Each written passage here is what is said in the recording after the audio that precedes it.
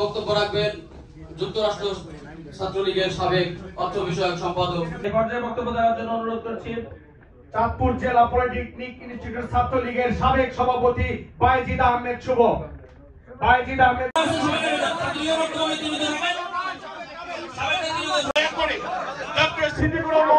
যখন এখানে আসবেন, আমরা যুক্তরাষ্ট্র ছাত্রলীগের বর্তমান সাবেক ছাত্রলীগ এখন বলেন শোনা যায়।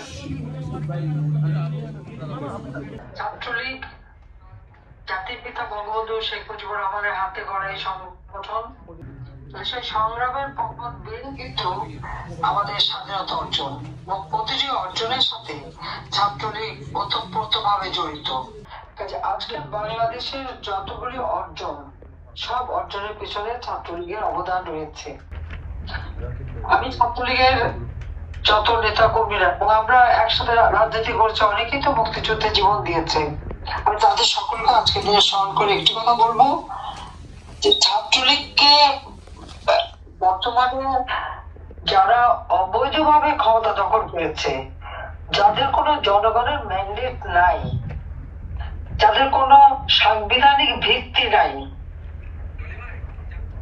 বলতে গেলে সেই মেটিকুলাসলি ডিজাইন করে মাস্টার মাইন্ডের মাধ্যমে প্ল্যান করে অস্ত্র অর্থ জোরে যারা ক্ষমতা দখল করেছে, সম্পূর্ণ অগণতান্ত্রিক, অসাংবিধানিক এবং অবৈধভাবে সেই ইউনুস সরকার ছাত্রলীগকে ব্যান করে।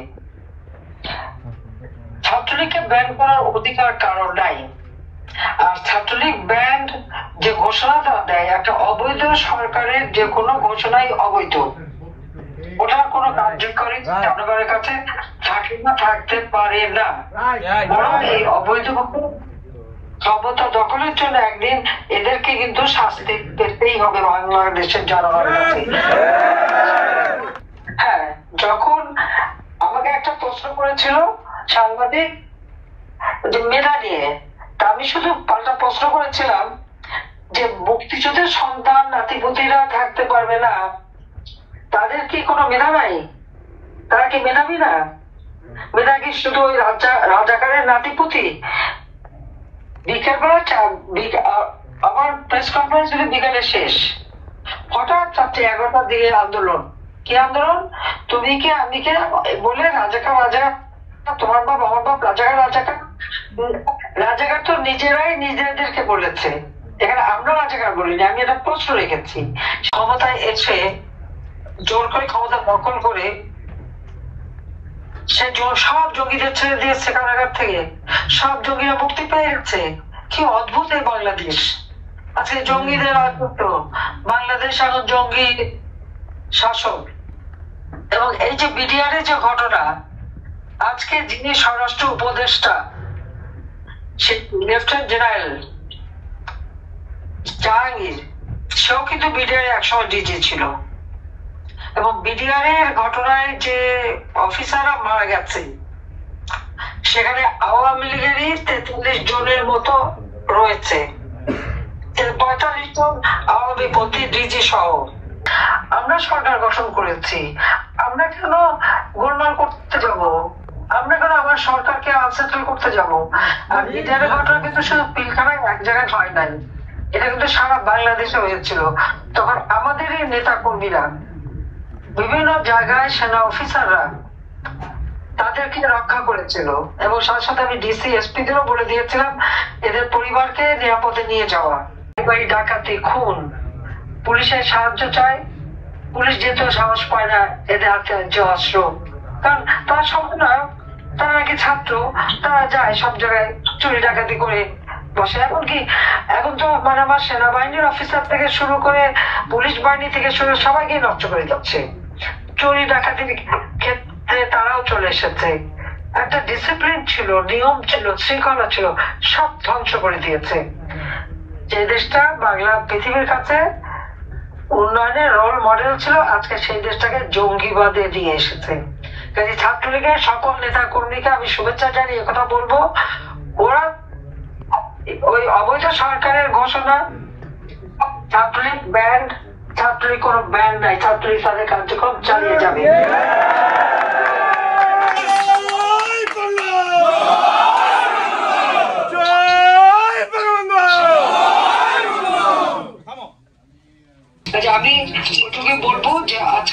ছাত্রলীগের এই প্রতিষ্ঠা বার্ষিকী উপলক্ষে সকলের সাথে কথা বলতে পেরে আমি সত্যি খুব আনন্দিত।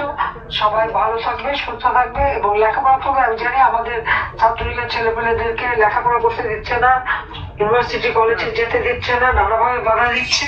তো একটা কথা মনে রেখো, শিক্ষার কোনো বয়স নেই। আবার ইনশাআল্লাহ সময় আসবে, আবার তোমরা ভালোভাবে লেখাপড়া শিখতে পারবে এবং সেভাবে সবাই পড়াশোনা করতে হবে। 10 লক্ষ রোহিঙ্গাকে আমরা আশ্রয় দিয়েছি, আজকে আবার সেখানে আর একটা আর্মি দ্বারা নির্যাতিত সেই রোহিঙ্গা 4 লক্ষ রোহিঙ্গা আসতে চেয়েছে, ইউনুস তাদেরকে ঢুকতে দেবে না। সেটাকে আমার মানব অধিকার, আবার ওখানে আমার অধিকারের একজন আছে আজিজুর রহমান। এখন মানব অধিকার চায় কোথায়? আমরা তো 10 লক্ষকে নিয়ে আসতে পারলাম, খাবার দিতে পারলাম, শেল্টার দিতে পারলাম, বাসা চরে যে সুন্দর ঘর করে দিয়েছি, তাদের ট্রেনিং দিচ্ছি, বাকিদের কেন আসতে দিচ্ছে না? তার মানবাধিকার বোধ গেল কোথায়? ও খালি নিজে খাবে আর কাউকে দেবে না। আমরা সব hi tech park, software technology park প্রায় 101টা করে দিয়েছি এবং এই যে কম্পিউটার ট্রেনিং এর জন্য কম্পিউটার এবং ইনকিউবেশন সেন্টার প্রত্যেক জেলায় জেলায় আমরা করা শুরু করেছিলাম, যাতে করে ডিজিটাল ক্লাসরুম আমরা করে দিয়েছি। সবটা আমার কষ্ট লাগে কোথায় জানো? আমার কষ্ট লাগে যখন আমি দেখি আমার দেশের মানুষ এখন ডাস্টবিনের থেকে খাবার খাচ্ছে, রাস্তার পাশে খাবার, একদিকে কুকুর খাচ্ছে, একদিকে মানুষ খাচ্ছে। এই বাংলাদেশ তো আমি রেখে আসিনি। হ্যাঁ, আমি বারবার মৃত্যুর মুখোমুখি হয়েছি। সেই 21 আগস্ট গ্রেনেড হামলায় আমাকে হত্যার চেষ্টা করা হয়েছিল, মানব ঢাল রচনা করে আমাকে রক্ষা করছে আল্লাহ রাব্বুল আলামিন, বারবার রক্ষা করছে। এবারেও কিন্তু তার মেটিকুলাসলি ডিজাইনের একটা অংশ ছিল 32 নাম্বার পড়াবে আর আমাকে হত্যা করবে, রেহানাকে হত্যা করবে। আল্লাহ তাআলা কিভাবে যেন বাঁচিয়ে নিয়ে এসেছে। বেঁচে যখন আছি ইনশাআল্লাহ বাংলাদেশ আবার ফিরে পাবো, বাংলাদেশ আবার উন্নত হবে, বাংলাদেশ আবার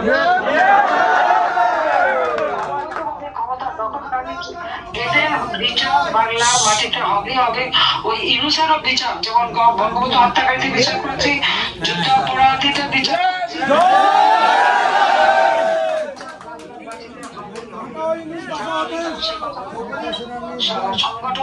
সংগঠন করবার আহ্বান জানিয়ে আমার বক্তব্য শেষ করছি। সবাই ধৈর্য ধরে দীর্ঘ সময় বক্তব্য রেখেছেন, সেজন্য সবাইকে আমি আন্তরিক ধন্যবাদ জানাই। জয় বাংলা।